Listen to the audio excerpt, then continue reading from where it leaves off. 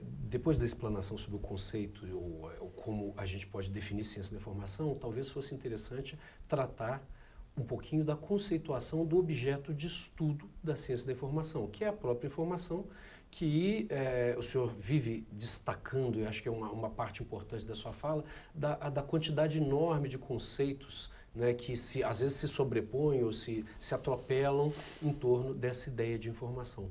Qual que é o conceito que o senhor trabalha? Na realidade, o senhor desenvolveu um conceito de informação. Qual que é o conceito com o qual o senhor opera dentro da área? Nós desenvolvemos uma definição e fizemos, embora percebendo e constatando uma reação e uma resistência a isso. Eu apercebia-me disso já em Portugal, mas também senti muito isso aqui nas minhas primeiras visitas e contactos com os colegas brasileiros, gostando de sublinhar aqui a influência que no meu trabalho tem o Brasil e já leva quase 2 décadas. Portanto, o meu trabalho, sendo que é um trabalho feito em Portugal, na Universidade do Porto, eu respondo por mim, mas eu sei que a minha colega também subscreveria isso, a minha colega Fernanda Ribeiro, que é coautora de muitos dos meus trabalhos, dos trabalhos a que estou associado, também subscreveria isso, embora ela não se tivesse a mesma influência que eu. Eu tenho sofrido uma influência e tenho procurado, buscado essa influência com muito que li, com muita literatura que não encontrei em Portugal e que encontrei no Brasil, e, portanto, contacto com pessoas como, por exemplo, ocorre-me evocar aqui o professor Jaime Robredo, que prefaciei um livro dele sobre ciência da informação e sistemas humanos de recuperação da informação, em que ele trabalhou e apresentou uma miríade de definições, de conceitos. Tive conversas, não é? Conversas muito construtivas sobre isso, e ele insistia muito nessa ideia de que havia uma quantidade, tinha feito inclusive uma pesquisa sobre uma quantidade, não sei precisar o número para não dizer as neiras, mas de conceitos diferentes de informação. Ele aponta lá na obra dele, e ele deu uma honra de prefaciar a obra dele.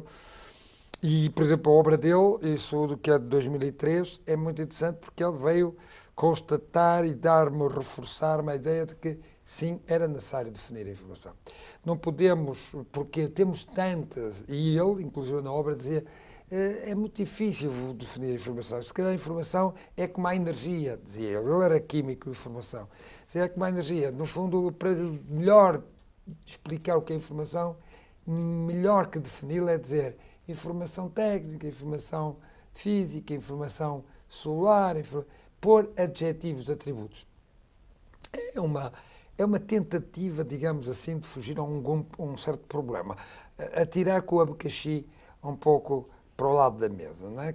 E eu, talvez por formação, etc., esse tipo de solução não me convence completamente. Achei que sim, que se tem que fazer uma definição.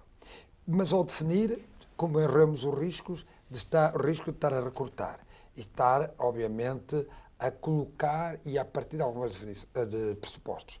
Definir não é, porque não tenho nenhuma ingenuidade positivista, declarar objetivamente o que é aquilo que estou a definir.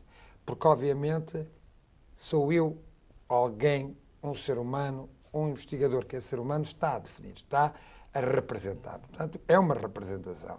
A própria definição de informação é uma informação. Ou seja, começa logo aqui.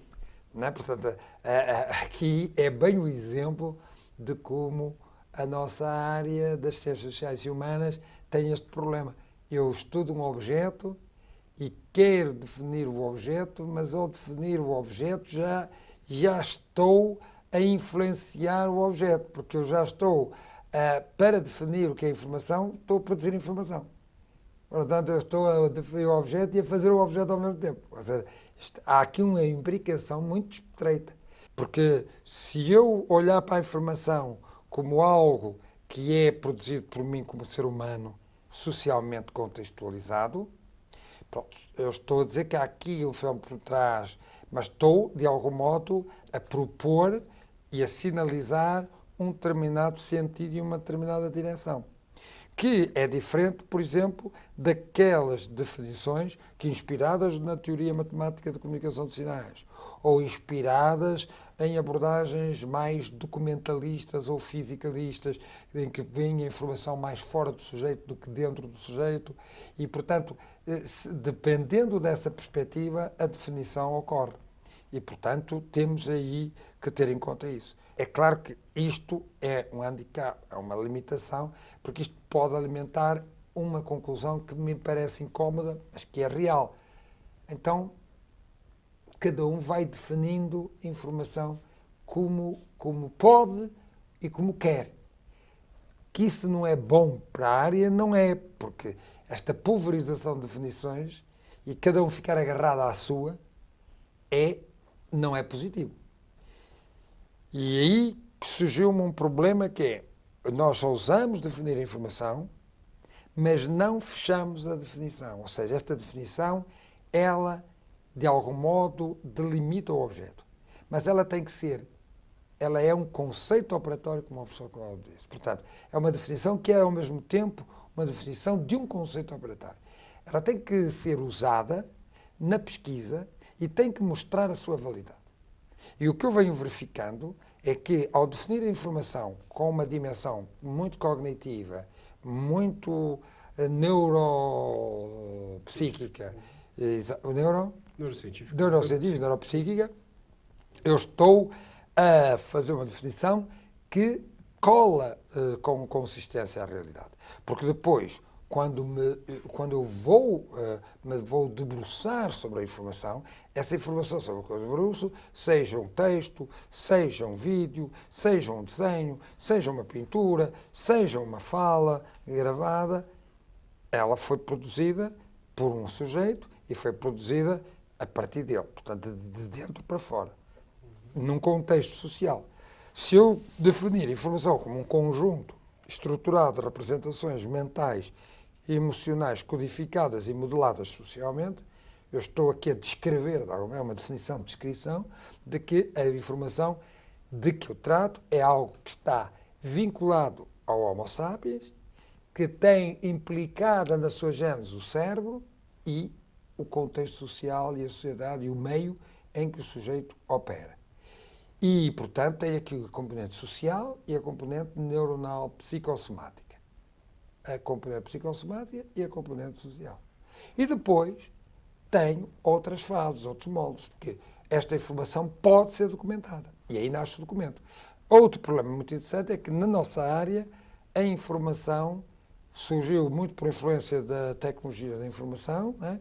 Mas antes, que palavras é que eram usadas e conceitos? O livro, o biblos, que é livro, ou o documento. Portanto, digamos que a informação antes não era valorizada. O que era valorizada era o seu registro no suporte. Portanto, o suporte sobrepunha-se ao conteúdo. Todos os autores e colegas e professores da nossa área que acentuam a importância do documento é porque querem estudar aquilo que já saiu do sujeito e que é um produto cultural que circula entre os sujeitos externos aos sujeitos, embora relacionados com ele.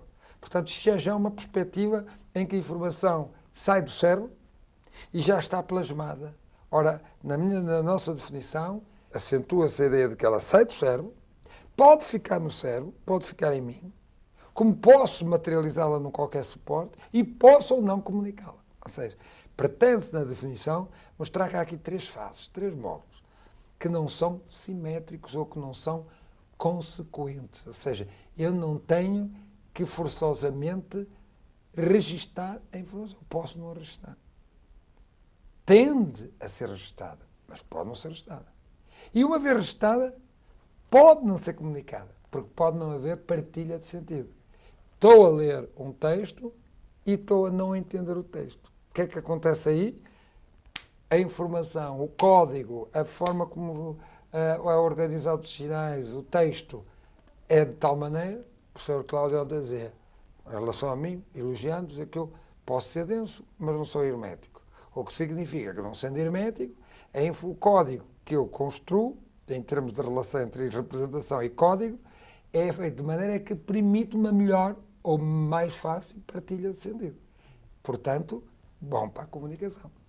Se for hermético, e nós discutimos isso na academia, textos de autores franceses e de outros que são difíceis de ler, o que quer dizer? que temos ali um problema de comunicação, de infocomunicação. Ou seja, tenho informação, mas a comunicação não ocorre com a mesma fluidez. E isso é um problema importante e que vem mostrar que esta sequência não é geométrica, nem é simétrica, sobretudo. Tenho informação, registro-a, tenho o documento e o documento deve proporcionar comunicação. Mas não é por estar registada que há comunicação automaticamente. Não é por estar a falar convosco que nos podemos estar a comunicar.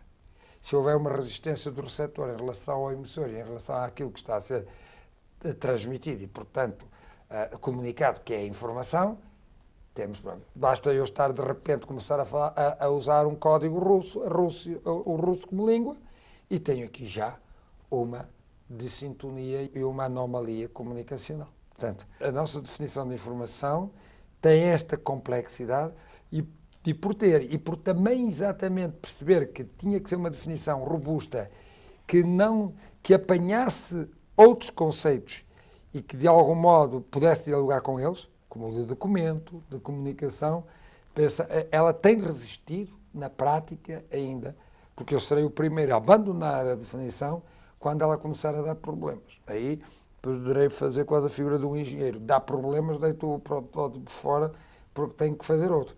Porque tem que ser assim. Esta definição não é para me tornar famoso, nem é para ficar num dicionário para todos os tempos, não é? Para séculos seculorum. Amém. Não é para isso. É para ser um conceito operatório, uma ferramenta que auxilie ao desenvolvimento da ciência da informação numa comunidade científica onde as diferentes perspectivas possam dialogar entre si na busca de uma perspectiva melhor. E, portanto, temos que, nesta dinâmica, poder também estar disponíveis para abandonar alguns preconceitos, ou algumas tendências, ou algumas preferências e substituí-las por evidências. Portanto, porque às vezes nós mantemos definições porque preferimos essa definição do que a do colega de departamento. Não gostamos da do colega, gostamos da nossa. Esta questão de pôr a discussão dos conceitos e das definições em termos de preferência e não de busca de uma melhor evidência, eu acho que é infantil, para não dizer coisas mais pesadas. Quando o senhor faz essa formulação em três níveis, né? Não, três módulos. Três módulos, ela é feita de uma forma sintética que é muito bonita, é quase como se fosse um... Eu não sei como definir isso, mas esse conceito operatório ele é definido de uma forma muito sintética, ao mesmo tempo denso, sem ser... Mas sem ser com hermético. alguma estética. Sim, uma estética. O senhor consegue reproduzir de memória o conceito para a gente registrar? Assim? Sim. E que é muito bonito de se ouvir. Assim. Sim. É quase um poema. Bom, aí faz um pouco como isso acontece na matemática, né? Quando as melhores fórmulas são aquelas que os matemáticos... Eu não sou especialista, nem gosto, tive sempre problemas da matemática no meu processo formativo. Mas depois comecei a olhar que a matemática, quando ouvindo matemáticos falando de fórmulas com as letras, não só com números e tal, é aquela expressão, aquela fórmula do Einstein, é bonita, é aquele lado estético. Tem uma coisa estética. A estética da forma. E isso faz lembrar que então o professor Cláudio é a primeira pessoa que eu tenho ouvido até hoje que lhe encontra alguma estética na nossa definição. Isso deixa-me muito desvanecido até. E vou dizer, é conjunto estruturado. Agora tive a necessidade de explicar num texto que é para o livro que vocês estão a organizar, em primeira mão, fornecendo em primeira mão, portanto, é uma espécie de dádiva generosa e cheia de grande gratidão também, porque é uma gratidão para mim também, manifestar esta gratidão de ser acolhido por vocês nesse trabalho que estão a organizar com tanto empenho, colocar aí uma explicação do que é este conjunto estruturado, porque pode suscitar, e não é dentro dessa estética toda, não é uma expressão que me agradasse desde o início, portanto, não acho perfeita, não é, embora no conjunto, pelos vistos, tenha lhe encontre estética, mas este conjunto estruturado, e então eu tenho necessidade de explicar que este conjunto estruturado subentende quer uma unidade representacional simples, aquilo que hoje se chama dados, a torta e a direita, Portanto, amarrar o dado a esta definição da calma, que dado final é algo que eu também produzo cá dentro, do ponto de vista cognitivo. Ou então uma combinação complexa de representações. Um texto, um artigo, um livro, que é muito mais do que uma mera unidade representacional simples. Portanto, conjunto estruturado de representações, que é uma palavra aqui chave, mentais, cerebrais, emocionais, racionais e emocionais, codificadas, associadas a um código linguístico. Portanto, conjunto estruturado de representações mentais e emocionais codificadas, entenda-se código linguístico, ou um código geométrico, ou um código, qualquer código simbólico ou sígnico. Aqui entra o símbolo e aqui temos claramente reforçado, e a porta aberta, a janela, nem é uma janela, para a relação informação com o imaginário. Portanto, neste primeiro, com o codificado e com a imagem, com a abertura à imagem, etc.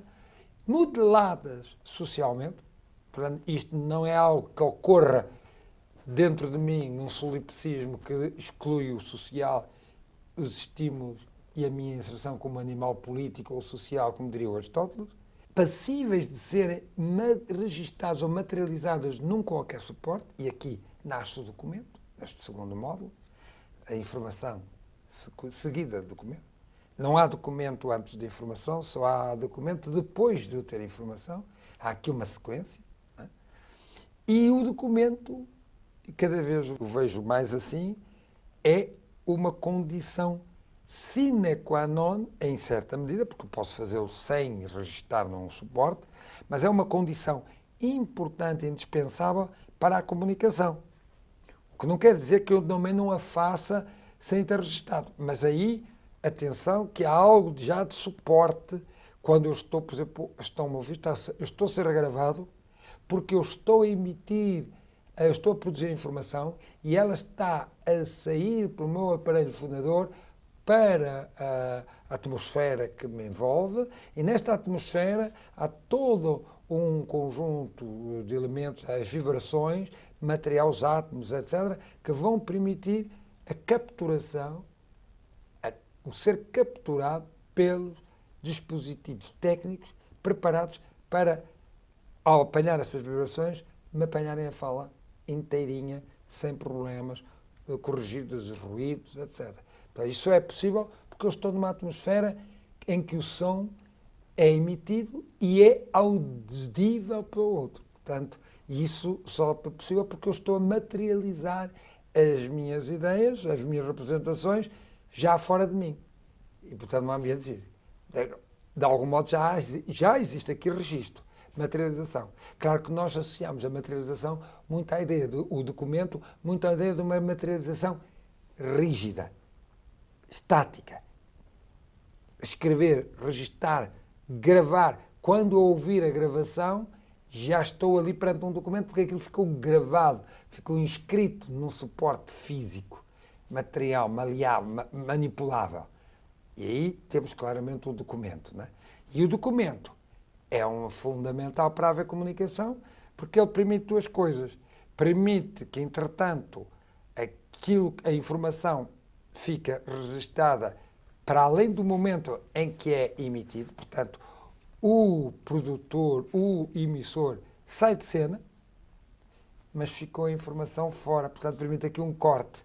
A informação saiu do emissor, mas vai permanecer. Por isso é que a escrita é a tecnologia mais antiga, porque é quando o próprio sujeito, o Homo sapiens, consegue expressar o que sente fora de si e ele desaparece, sai do espaço, morre, mas fica num suporte externo a ele aquilo que saiu dele. A importância da escrita, isso tem o Platão, debruçou-se sobre o problema da escrita, né? E ele era quanto à escrita, dizia que havia também um empobrecimento, porque o sujeito saía e deixava algo que já não havia aqui um corte entre o sujeito, a palavra falada impunha o lado humano, a presença do humano, e aqui a escrita, quando saía, pela escrita a informação desligava-se do seu produtor. Não é? Isto é muito interessante. E, portanto, Mas ao fazer isso, ao deixar isso num documento que sobrevive ao autor, ao emissor, vai permitir qualquer camada de comunicação. Porque um receptor, através desse documento, poderá partilhar o sentido que foi emitido e produzido, imaginado, concebido pelo autor que já não existe. Nós passamos a vida a ter livros de autores que já morreram, mas eles ainda dialogam connosco. Não é um diálogo direto, mas é um diálogo comunicacional, tá? Através do livro, através do documento. Portanto, temos aqui este processo que é complexo. E esta definição também não quer fugir à complexidade do fenómeno que estamos aqui perante nós. Isto não é um fenómeno simples, que tem sido muito simplificado, porque se eu só olhar para isto como documento, e se disser que o documento há comunicação e ligar estas coisas de forma muito linear, tenho aqui, parece que resolvido toda esta questão de uma forma muito rápida, muito simples e muito prática, mas na verdade há aqui toda uma complexidade, há aqui todo um conjunto de momentos que exigem a nossa atenção e exigem a nossa sensibilidade para o que está por trás. E uma recusa da linearidade com que às vezes somos tentados a abordar isto.